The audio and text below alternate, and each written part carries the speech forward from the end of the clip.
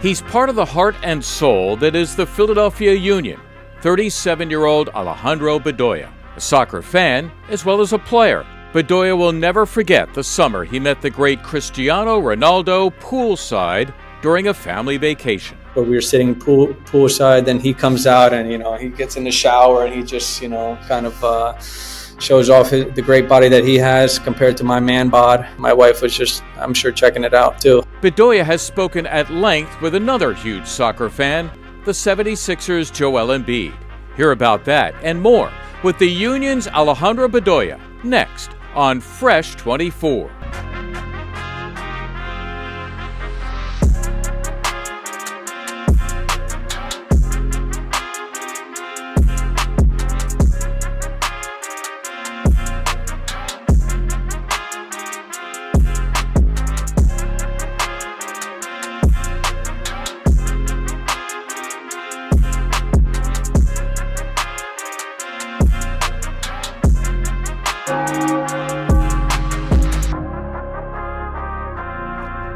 Alejandro Bedoya, the heart and soul of the Philadelphia Union, born in the U.S., though of Colombian descent, 66 caps from the U.S. national team, family man, businessman, foodie and wine connoisseur, and I will argue the most important man ever to wear the blue in Philly. Alejandro Bedoya, welcome to Fresh 24.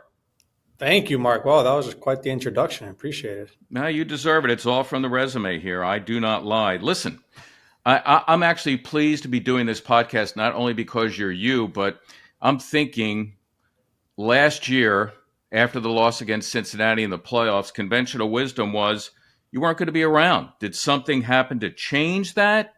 Give me some insight. Yeah, look, basketball, enjoys free agency, right? Because it's so much fun and there's so many things happening. So, MLS is getting there, I guess, maybe a little bit with the free agency action. But I think it was a moment in time where things weren't looking like I was going to stick around. But I think everybody in the room became adults. We all put the two and two together and decided it was a good thing for all parties involved, and I'm happy to be back. As is my family. Obviously, it's a little bit harder to move once you got kids, right? To uproot the family to go somewhere maybe for a year or two is maybe not ideal. And I'm just happy here. We love Philadelphia, and I've loved everything about being a Union player so far, and and now we get to enjoy another season. And so far, it's been a decent start to the season. So things are, everybody's in a good mood at the moment. Yeah, the team's been in really good form as we record this in early April. Part of you coming back, you're playing a number of different roles now, coming off the bench, and in fact, even played the sixth spot against Portland when you were down to 14 guys. Was that part of it? The fact that they say, all right, we'll bring you back, but you got to be able to do X, Y, and Z in addition to all the other stuff you normally do. Yeah, absolutely. Look, Mark, I think, there's obviously the sporting side of things, and then there's the business side of the sport, right? And, the business model here with the Union is to, they've invested a lot into the academy to help grow the youth and young talent coming through. So as an older player, if I'm playing, I'm taking some minutes away maybe from younger guys, right? So obviously part of my role coming back was, look, you are an experienced player, a good player, but I think if you can also help with the development of players, it'd be great. And, I think that's something that I've always done anyways as a captain, right? As a player is helping the young guys based on my experience, right? So even when I was here, when we had the Aronsons here, right? Brendan and Paxton Aronsons, for those who don't know, grew up right here across the bridge in Medford, Jersey. And then with the Mark McKenzie's, the Austin Trusses, I think these are guys that are always willing to learn and grow as players and stay after training. And I've always been the type of guy to do extra, whether it's passing or shooting exercises. And so, it's just about continuing that. And also, like you mentioned, the Portland game, because we have so many guys that are representing their countries in international play, there's going to be moments where we need numbers, right? And so, of course, having someone like myself, I think an experienced, solid player to fill in the gaps when we do have players out, and can get the job done. And we were able to do that in Portland is another reason why I was adamant that I could definitely, provide still a lot of value to the club and to the team. And so, I'll just keep chugging away, keep working and using my experience as a player. If it is a substitute role late in games, I know I can still impact the game in a great positive way when the game, games open up a bit and I have, there's more time and space on the ball. You just use my soccer IQ to pick out spots and pick out the right plays and passes and, things of that nature. All right. 9th year with the team. And I'm going back to 2016. You arrived then in August. Jim Curtin arrived a little bit before you, about a year or two before you. So you guys have pretty much been joined at the hip. When I was in the NBA, I remember asking Greg Popovich about Tim Duncan. Clearly, he's a Hall of Famer, for crying out loud. But more importantly, I asked Pop about Duncan's role taking Pop's mandate as a coach and helping to enforce it in the locker room. Do you play a similar role with the union? Yeah, I think I'm served kind of that intermediary, right, between the staff and what the upper the staff wants to do, and the locker room. Jim never steps into the locker room here at the training center, right? So whether it's me going into his office or out on the field, and whatever he wants to relay or get across to the team, he lets me know, and I make sure I share the message. We got some other leaders like Andre Blake and perhaps Jacob Glesnes as well, and Jack Elliott. But for the most part, yeah, it's always he knows he can rely on me, and I know I can go to him about certain things, and even. We've built that trust, right, that I think is so important from player coach or coach to player to have, where I know I can go to him and express my feelings about how maybe things are going from how I'm seeing it or from what maybe I'm hearing in the locker room, right? So I think, a lot of relationships are built on trust, and we have that for sure. Besides being a great great coach, he's just a great person, right?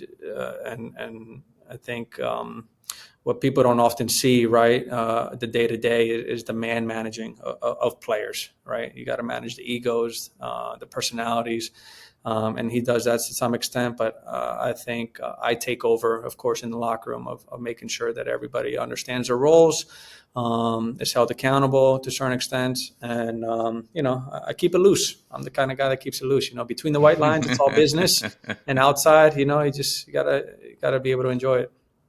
With the way you play, I can't see you keeping it loose, but I'll take your word for that.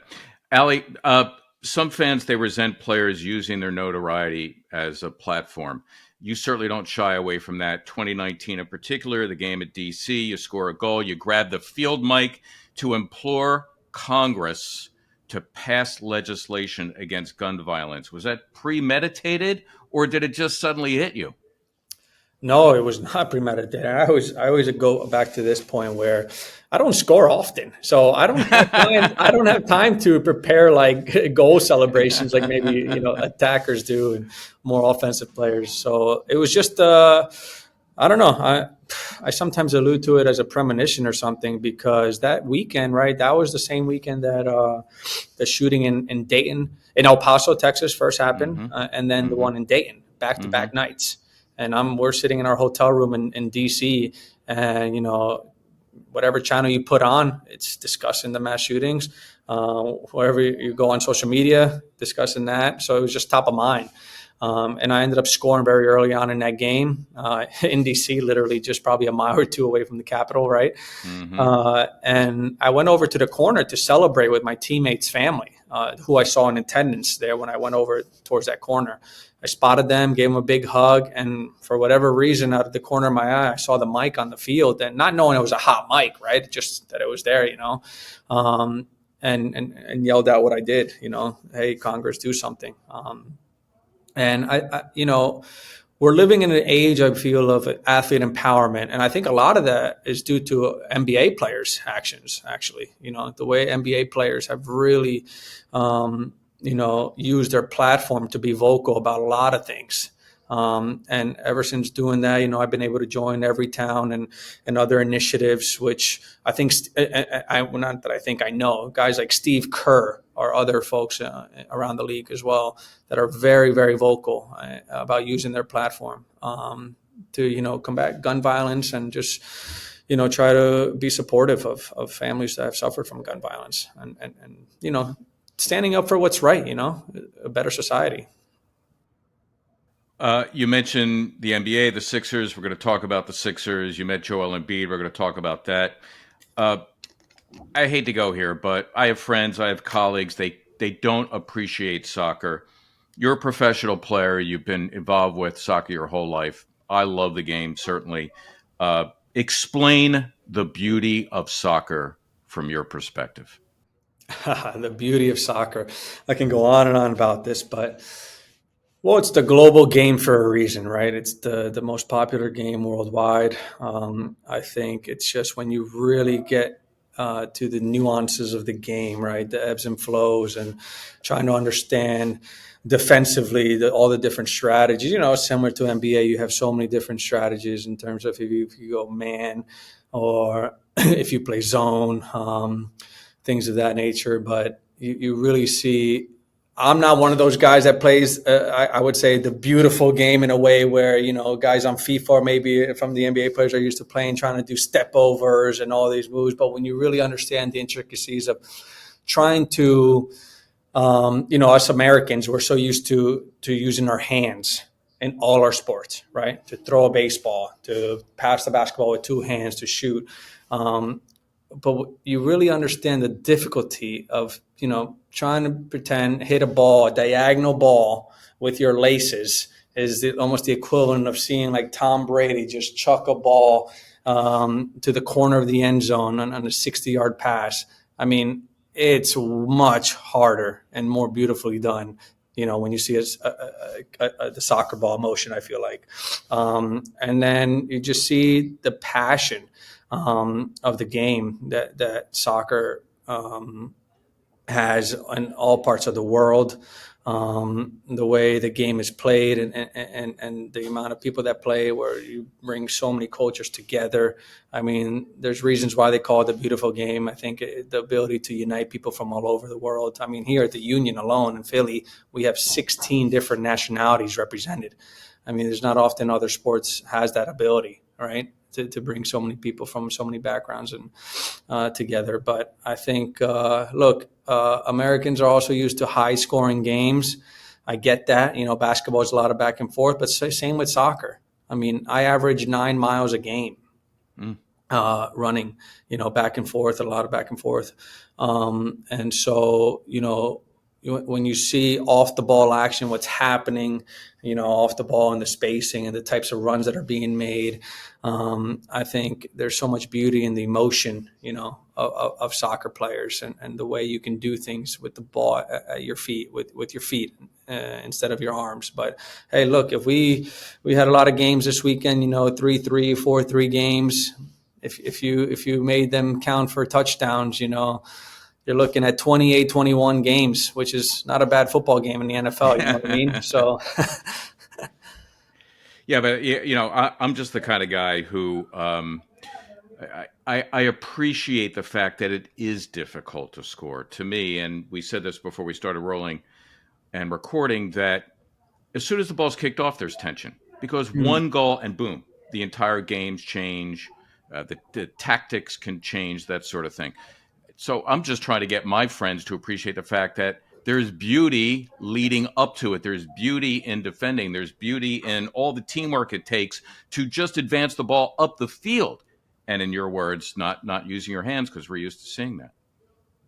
yeah, absolutely. No, you're right. I think before the game, there's so much tension and there's discussion about how, what the lineup's going to be. And, this last game was a great example of it that we had, right? Normally we're so used to you're so used to coming out in a 4-4-2 diamond, right? And then Jim decided to switch it up a bit and go for a 3-5-2, 3 in the back, or technically 5 defenders, but three center backs and like wingers, and so tactically there's so much involved in the game. But like you said, once a goal goes in, it changes everything. And I think the one thing with soccer that I think is also different, that you can enjoy the beauty of it, is I feel like the other sports that we're used to in America, they rely a lot on the coach, right? Especially in football, X's and O's. Every play is called by the coach or by an offensive coordinator onto the field. And I think in soccer, you have so much autonomy, amongst the players, right? So it's a very player-centric game, and I think that makes it more, appealing when you see how much goes into every single player having a huge importance in the outcome of a game.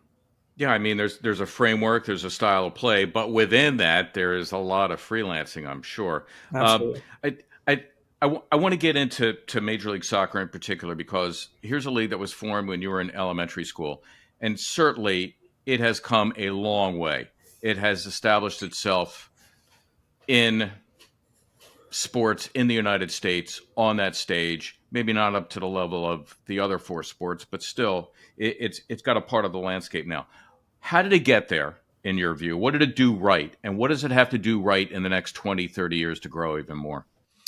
Yeah, look, MLS has definitely come a long, long way, right? I think, even myself, when I came out of college, I was still adamant that I needed to go to Europe. The minimum salaries were very, very low at that time. But now, the minimum salary is up over $80,000 a year, which, still got a ways to go to compete with the other leagues, but it's definitely grown. It's grown in the aspect of gaining respect across the world, right? Because the quality of the league has gotten better.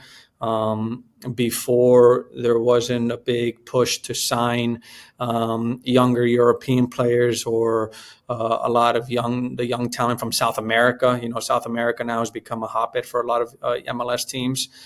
Typically, a lot of the South American players the young ones, talented ones, would go straight to Europe, where now a lot of them, see MLS as a stepping stone, as an option as well.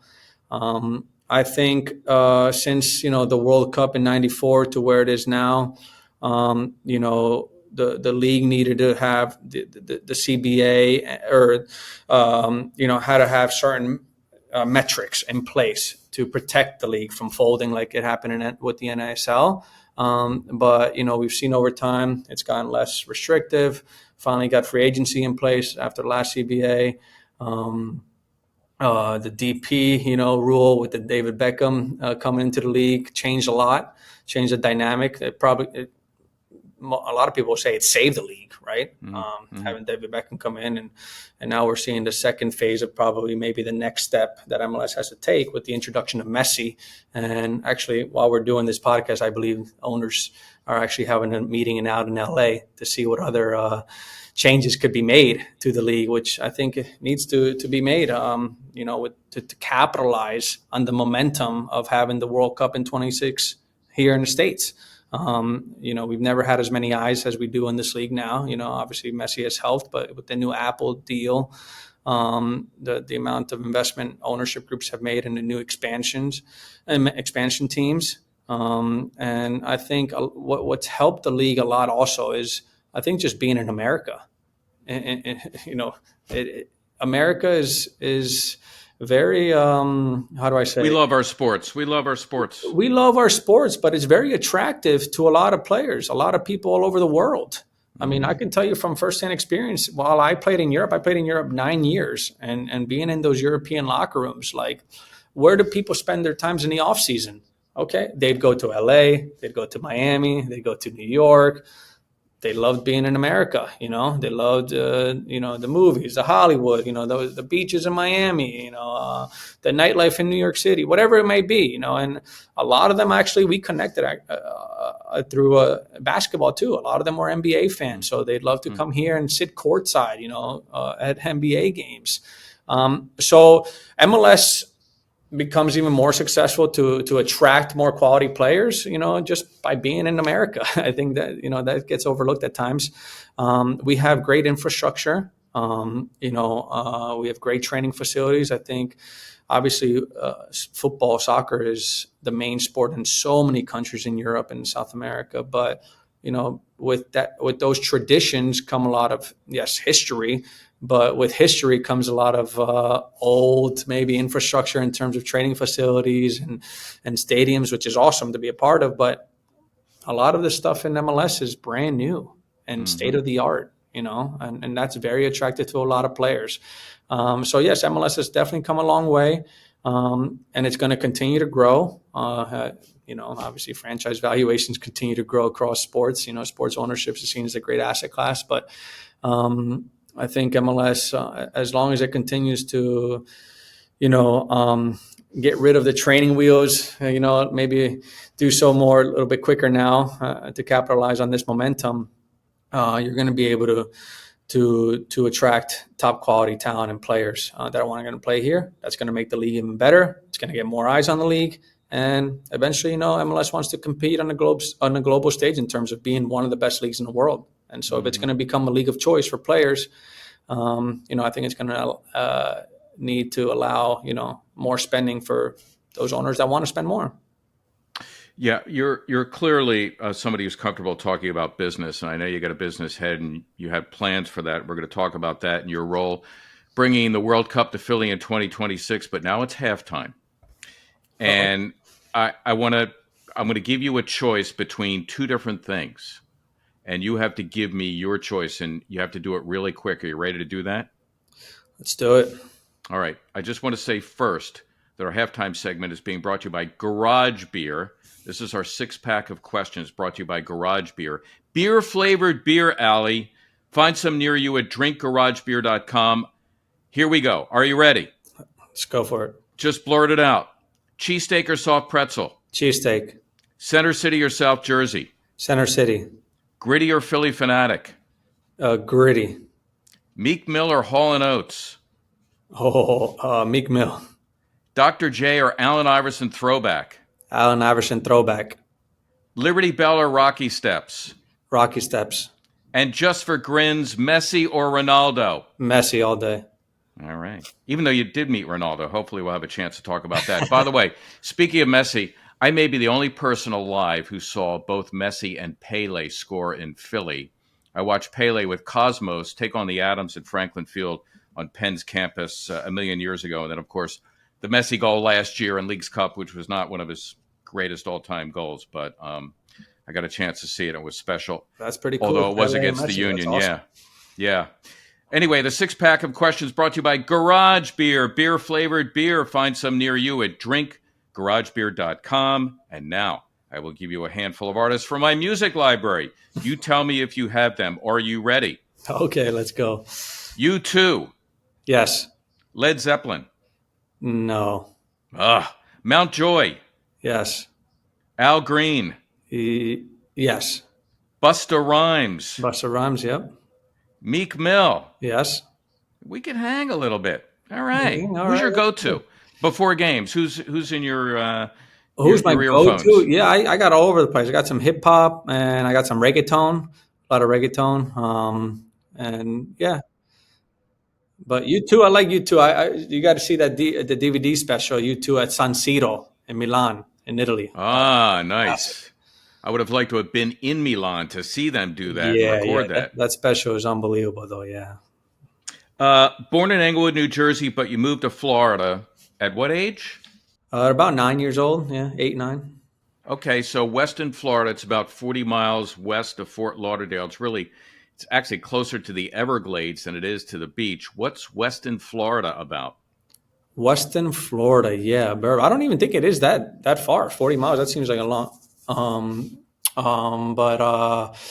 Yeah, it's more like 30 minutes from Fort Lauderdale. But Weston is literally a suburb that was made from, like you said, in the middle of Everglades. They literally took sand from the ocean, took it over to the Everglades, and they built this town, this city, Weston. So it's west of Florida in the Everglades. And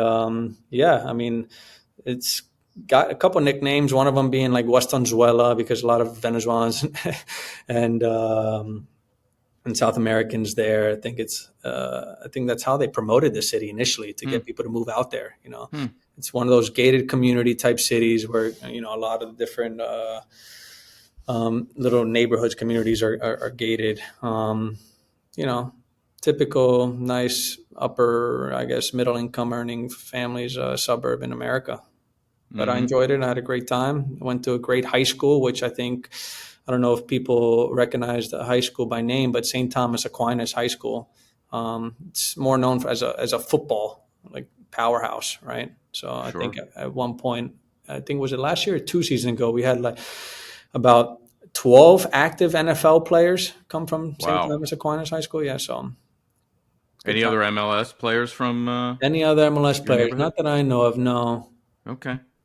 Now, your dad played the game. Your grandfather played the game. Was it just predestined that you were going to play the game?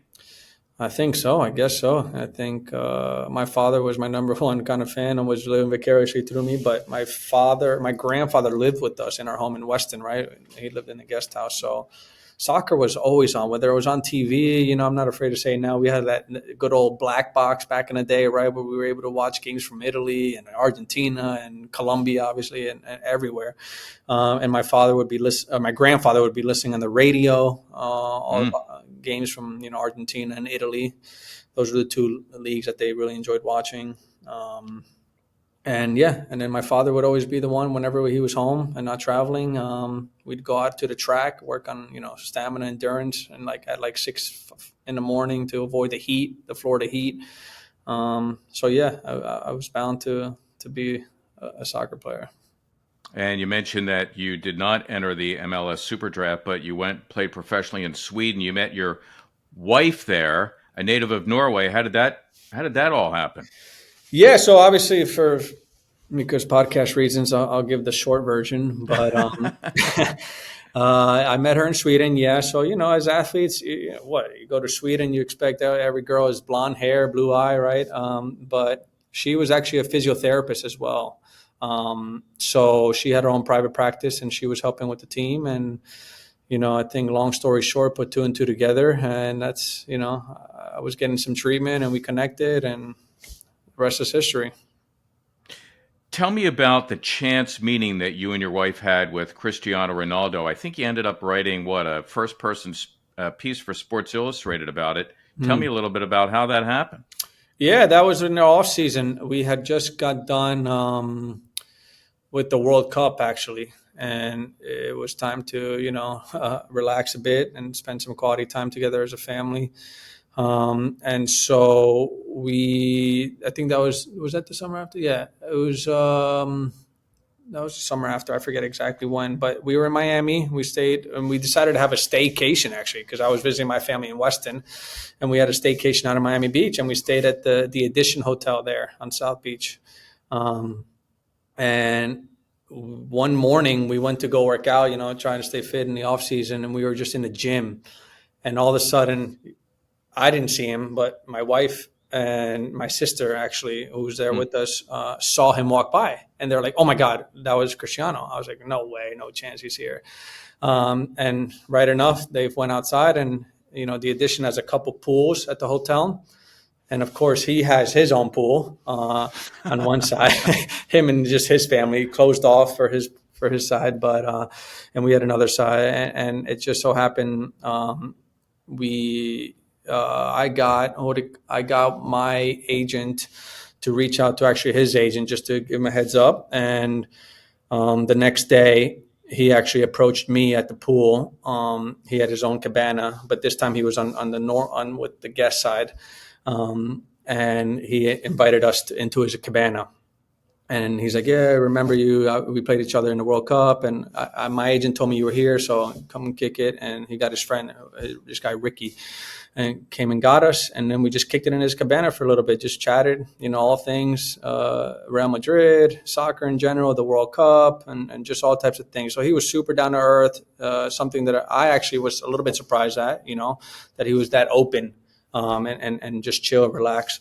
So that was very nice of him. And, you know, we took a couple pictures and just hung out for a good like 30 minutes. So that was cool. And then as I got back to our seats where we were sitting poolside, then he comes out and, you know, he gets in the shower and he just, you know, kind of shows off the great body that he has compared to my man bod. And my wife was just, I'm sure, checking it out too.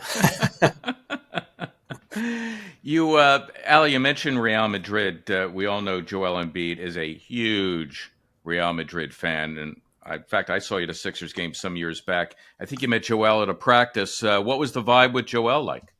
Yeah, the vibe was great. I think Joel was super cool. He was able to come over and greet us. I was out there with Jim and Danny, a couple other guys.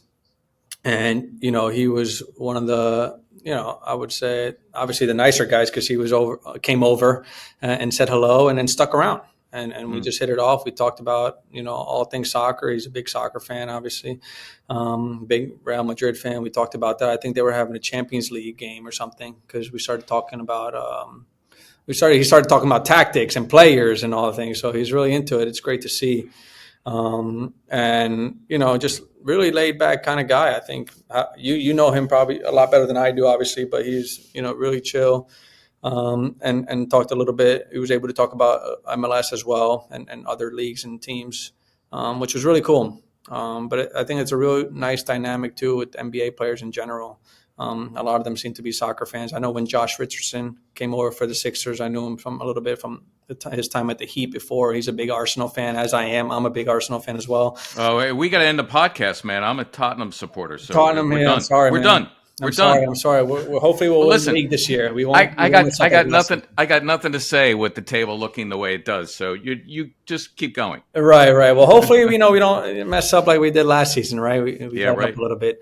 Yeah, right. But we're at the top now. But yeah, no, Embiid was super friendly, super nice, and just what a great athlete, right? What a great basketball player. And the fact that he loves soccer is pretty cool. But actually, an interesting story about the Embiid family too is his brother. I connected with his brother a while back while I was in France, and so I actually know his brother even more than Joel, just from my time in France and him coming out to games out there and watching other U.S. American players play abroad. And like when Pulisic was at Chelsea, I know I got his brother tickets to watch Pulisic at Chelsea. So there's a little bit of a connection there, but no, that's just being able to talk and in just a relaxed environment with Embiid and see how passionate he was with Joel about soccer, about football in general was pretty cool. What do you think of the team now that he's back? What do you think of their chances for the playoffs? Yeah, it's going to be tough. I think right now they're sitting in seventh. They might get the play-in game. I just felt bad for Joel because, the season, he was on a tear in the beginning of the year, right? The season he was having, was unbelievable. And just to see him go down, you see how much it takes away from the team. But, yeah, it'll be tough. As anybody would tell you, as somebody who, when you miss that amount of time, and you come back in, you see how much he means to the team, but you can see that he's a bit winded, right? It's tough to get regained at match, full game fitness levels. It's completely different from training. So hopefully he can get up to speed come playoffs and will them into, a great run. Ali, a number of you. Yeah, no, I'm with you on the great run.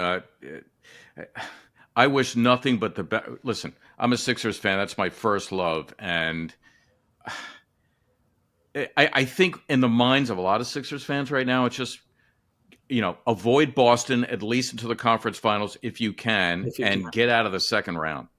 Yeah, like I said, it's going to be tough. He's coming off a big injury, and to really get back into that full game fitness levels, over a course of a long series, it can be tough on him mentally and physically, especially physically right now. But yeah, let's see if they can go on a run. I'd love for them because I think Sixers fans also fear the offseason that could be coming, right?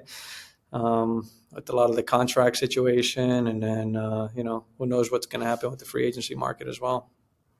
Ali, a number of years ago, you got yourself ready for a career in business. What do you anticipate doing when you're done playing? It's a great question. I'm still thinking about all that as well, looking into different options. Obviously, you touched on it earlier in the beginning of the podcast in terms of this new role, right? So on the sporting side, yeah, if it's coming off a bench, this and that. But off the field, I think I'm also looking to see if I do stick in the soccer world, if on the sporting side, don't really want to become a coach. So perhaps, I'd like to see if I think being a GM or sporting director or something like that really interests me. But I also know I'm involved in different business ventures, and a lot of those things that I'm involved with on the business side of things, I'm pretty passionate about, and I really enjoy it. So, I think definitely when that time comes of the R word, I don't like to say it. Yeah, right. I think I'd have to step back and, have some time to think about the next steps. But I'm definitely enjoying, on the field things right now, and also off the field, filling up different buckets to figure out exactly what I'm most passionate about. Speaking of the R word, I often quote my former color analyst, Steve Mix. I asked Steve, who played in the NBA for 13 years, how did you know it was time to retire? And he said, when you see that rebound, the heck with it. Let somebody else get it. What's going to tell you it's time? Yeah, what's going to tell me it's time? Yeah, when I just can't keep up anymore with the guys, really. I think, but our game, our sport in general now has become so data driven and so analytical. So there's certain data points that you have access to now, right? That you can see for yourself. If are you stacking up? I'll go back to that Portland game. When you said I came in as a 6, who covered the most ground that game? Yeah, right. 37-year-old guy. So, Right. I can still hang. I still got it. I know my soccer IQ takes over in certain games. I don't maybe have the same speed, but I can still hold my own weight. And when I can no longer do that, when I feel that, look, I'm just being passed through, or I can't, I'm breathing hard, and getting out of bed in the mornings is a pain in the ass. Yeah, I think that's time to call it quits. But for now, I still really enjoy it. I'm very passionate about it, and I still think I'm adding and providing value to a team, and that's important. If I'm no longer doing that and adding anything on the field, then I'll definitely step away. Don't hate me for painting this picture. It's a dream of every Union fan, and certainly of you to be able to raise the cup at the end of the year. If you're doing that at that moment, when you do one of these and you hear the ovation from Union fans and your fellow players, would it be easier to step away or harder to step away? It would be much easier for me. I think it would be much easier. Yeah. I mean, I think I look back and I think if I would have done that if we would have managed, the LAFC game, maybe that could have been the time, right, to go out on a high.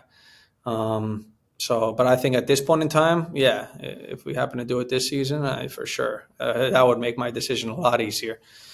Because us athletes, us players, we know what's at stake. I think we look at our careers and we know the word legacy and what that means, right? I think I want my legacy not to just to be about soccer, of course, because I feel like I've been somebody who, we touched on it earlier, vocal outside the field as well about certain things. But man, from thinking about everything that went into coming to the Union and everything that transpired, in terms of the recruitment and what I was told about the club moving in a new direction, about being more ambitious, and to what have we been able to build all these years, right? And the amount of success we've had and the level of consistency over the last 5-6 years. I mean, just to be able to lift that trophy, I know that would completely cement the legacy. And that's it. And there's no need for anything else after that. Well, the legacy is intact, my friend. The number 11 will never be worn again. Thank you so much for your time with the Blue, and thank you for being with me on Fresh 24. Again, as I mentioned, you played a role in the World Cup coming to Philly in 26. You love your wines. You're going to have to make a recommendation for me after we're done recording. We're out of time. Thank you very much, my friend. Good luck the rest of the year. Thank you, Mark. Appreciate it. It's always great to connect and talk with you, and go Sixers. Hey guys, thanks for listening to this episode of Fresh 24. Please subscribe, rate, and review wherever you get your podcasts. Check out our friends over at Philadelphia Sports Nation, a local Philadelphia sports site covering your favorite teams across blogs and social media. PHLSportsNation.com. Philadelphia Sports Nation, PHL Sports Nation, enhancing your Philadelphia sports fan experience.